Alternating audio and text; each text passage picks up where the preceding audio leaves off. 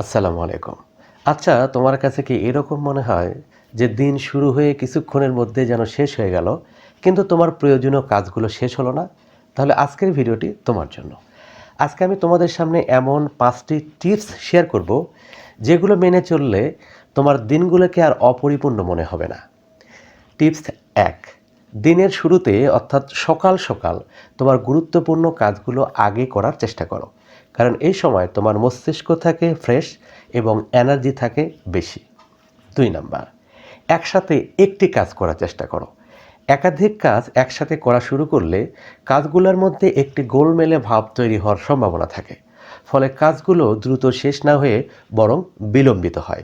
এজন্য একটি কাজ যদি একবারে করো, তারপরে পুনরায় অন্য একটি কাজ করো, তাহলে কাজে ভুল হওয়ার সম্ভাবনা কম থাকবে এবং কাজ দ্রুত শেষ হবে। ৩ নাম্বার, অযথা ফোন নিয়ে স্ক্রলিং করো না। তোমার যদি প্রয়োজন না হয়, অযথা ফোন নিয়ে যখন স্ক্রলিং করবে, দেখবে যে কত সময় পার হয়ে গেছে তুমি নিজেও বুঝতে পারবে না। কাজে আজ থেকে অযথা প্রয়োজন ছাড়া ফোন হাতে নিয়ে স্ক্রল করবে না। ৪ নাম্বার, না বলতে শেখো। মনে রাখো যে পৃথিবীর সকল কাজ তোমার নয়, বরং তোমার প্রয়োজনীয় কাজগুলোকে তুমি হ্যাঁ বলো, আর অপ্রয়োজনীয় কাজগুলোকে হ্যাঁ না বলে না বলতে শেখো। তাহলে দেখবে যে পৃথিবীর বিভিন্ন রকম কাজ নিয়ে তোমার মধ্যে আর ঝামেলা তৈরি হবে না। অর্থাৎ সহজ কথা, অপ্রয়োজনীয় কাজগুলোকে না বলতে শেখো।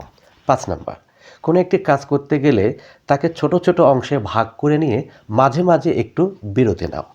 বিরতি নেওয়ার ফলে তোমার মস্তিষ্ক নতুনভাবে কাজ করার ক্ষমতা ফিরে পায়, ফলে কাজগুলো সহজেই সম্পন্ন হয়। সুতরাং কোনো একটি কাজ তাড়াহুড়ো করে দীর্ঘ সময় ধরে না করে তাকে ছোট ছোট অংশ ভাগ করে নিয়ে কাজ করো এবং মাঝে মাঝে কিছু সময় বিরতি নাও। এতে কাজও দ্রুত হবে, তোমার মন মস্তিষ্ক সবই রিফ্রেশ থাকবে।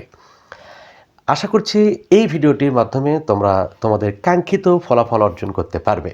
যদি ভিডিওটি ভালো লাগে তাহলে অবশ্যই আমাদের চ্যানেলটি সাবস্ক্রাইব করো, কমেন্ট করতে ভুলো না আজ থেকে তুমি কোন কাজ শুরু করতে যাচ্ছ। আজ এ পর্যন্তই। আল্লাহ হাফেজ। আসসালামু আলাইকুম।